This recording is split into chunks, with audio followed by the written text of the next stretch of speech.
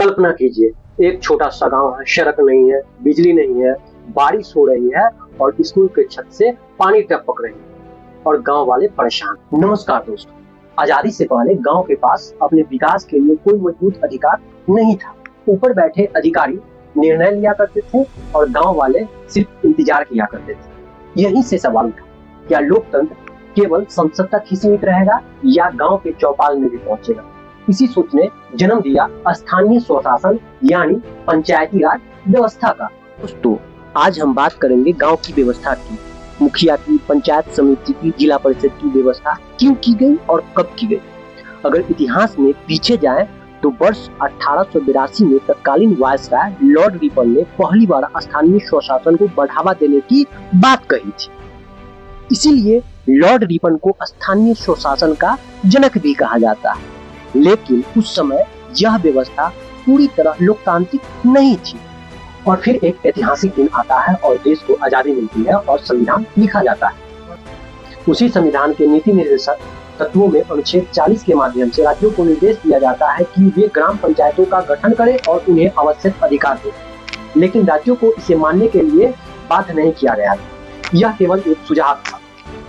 देश में एक जैसी व्यवस्था अभी भी नहीं बन सकी थी। फिर साल आता है 1957 और यहीं से शुरू होता है पहला बड़ा बदलाव। सरकार ने बलवंत राय मेहता समिति बनाई। इस समिति ने पूरे देश का अध्ययन किया और कहा, अगर गांव का विकास करना है तो सत्ता को नीचे तक पहुंचाना होगा। और इसी समिति ने त्रिस्तरीय पंचायती राज व्यवस्था का भी सुझाव दिया। सबसे नीचे ग्राम पंचायत, उसके ऊपर पंचायत समिति और सबसे ऊपर जिला परिषद। सरकार को यह सुझाव पसंद आया। तो फिर 2 अक्टूबर 1959 को तत्कालीन प्रधानमंत्री पंडित जवाहरलाल नेहरू ने राजस्थान के नागौर जिले से पंचायती राज व्यवस्था की नींव रखी और यहीं से शुरू होता है गांव के राजनीतिक जीवन का अध्याय। हम लोग पहुंच चुके थे गांव के चौपाल तक, लेकिन उनके पास न पर्याप्त अधिकार थे, न पैसे और न ही फैसले लेने की पूरी ताकत। सरकार ने महसूस किया कि अगर गांव का विकास सच में करना है तो केवल चुनाव कराने से कुछ नहीं होगा। पंचायत को अधिकार, जिम्मेदारी और संसाधन भी देने पड़ेंगे। इसी सोच के साथ समय समय पर कई समितियां बनाई गई। इन्हें सिर्फ आप तारीखों की सूची मत समझिए, इन्हें ऐसे समझिए जैसे कोई डॉक्टर किसी बीमार व्यवस्था के इलाज ढूंढ रहा। और फिर 1977 में आता है अशोक मेहता समिति। दिसंबर 1977 में जनता पार्टी की सरकार ने अशोक मेहता की अध्यक्षता में पंचायती राज संस्थाओं पर एक समिति का गठन किया। इन समिति ने त्रिस्तरीय पंचायती राज पद्धति को हटाकर द्विपद्धति में बदलने का सुझाव दिया। कहा, अगर पंचायतों को मजबूत बनाना है तो उन्हें सिर्फ नाम का नहीं, असली अधिकार देना होगा। समिति ने सुझाव दिया कि पंचायतों को विकास योजनाओं में अधिक भूमिका मिले और उन्हें प्रशासन का सक्रिय हिस्सा भी बनाया जाए।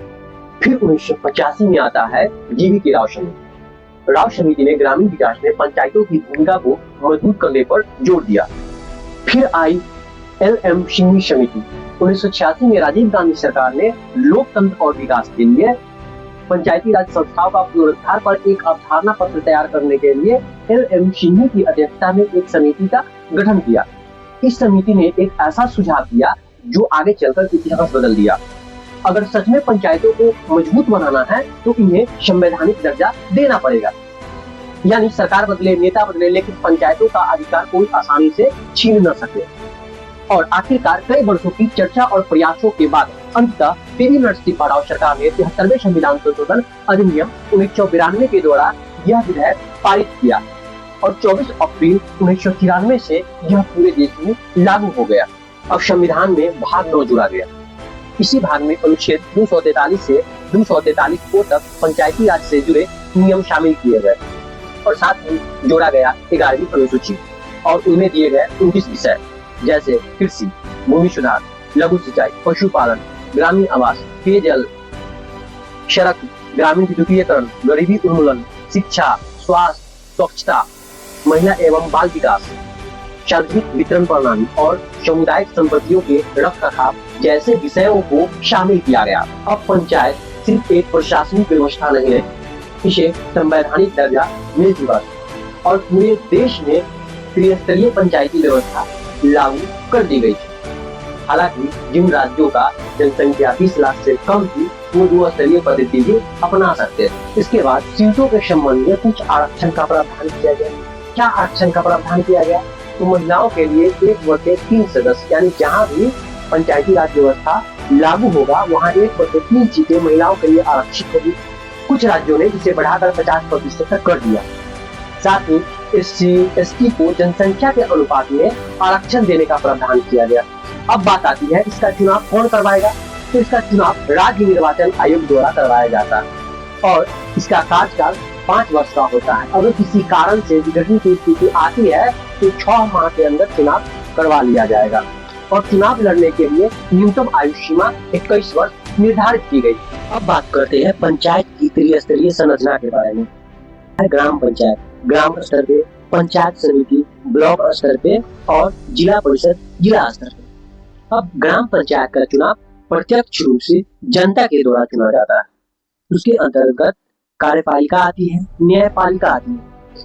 कार्यपालिका के अंदर मुखिया आता है, वार्ड सदस्य आता है और न्यायपालिका के अंतर्गत सरपंच और पंच आता है, जिसे ग्राम कचहरी भी कहा जाता है, जिसमें फौजदारी मामले आते हैं, दीवानी मामले आते हैं। तो फौजदारी मामले में सजा का प्रावधान किया जाता है और दीवानी मामले में दंड का प्रावधान किया जाता है। इनके सहयोग के लिए एक सरकारी अधिकारी होते हैं जिसे ग्राम सेवक कहा जाता है। ग्राम पंचायत का काम है गांव स्तर पर विकास योजनाओं का क्रियान्वयन करना एवं रणनीति बनाना कि कैसे ग्रामीण स्तर पर विकास स्तर को पहुंचाया जाए। अब बात करते हैं पंचायत समिति का। पंचायत समिति का चुनाव अप्रत्यक्ष रूप से यानी उन्हीं के सदस्य द्वारा चुनकर उसमें एक प्रमुख चुना जाता है। यानी जो पंचायत समिति के अध्यक्ष होते हैं उन्हें प्रमुख कहा जाता है। उसमें एक उपाध्यक्ष भी चुना जाता है। उसके लिए एक सरकारी अधिकारी BDO होते हैं जिन्हें ब्लॉक डेवलपमेंट ऑफिसर कहा जाता है। पंचायत समिति का काम होता है ग्राम पंचायत के वार्षिक योजनाओं पर विचार विमर्श करना और जिला परिषद में प्रस्तुत करना। अब बात करते हैं जिला परिषद का। जिला परिषद का भी चुनाव अप्रत्यक्ष रूप से होता है। तो उनमें भी एक उपाध्यक्ष होते हैं। उनमें सरकारी अधिकारी होते हैं। CEO से चीफ एग्जीक्यूटिव ऑफिसर कहा जाता है। इनका काम है समन्वयक और पर्यवेक्षक की भूमिका में होती है। पंचायत और ब्लॉक स्तर पर जो काम चल रहा है उसका पर्यवेक्षण करने यानी जांच करना, देख रेख करने का जिम्मा भी जिला परिषद के पास होता है। दोस्तों, पंचायती राज व्यवस्था में और क्या क्या सुधार होने चाहिए अपनी राय कमेंट करें और चैनल को सब्सक्राइब करें। मिलते हैं एक और न्यू वीडियो के साथ। धन्यवाद।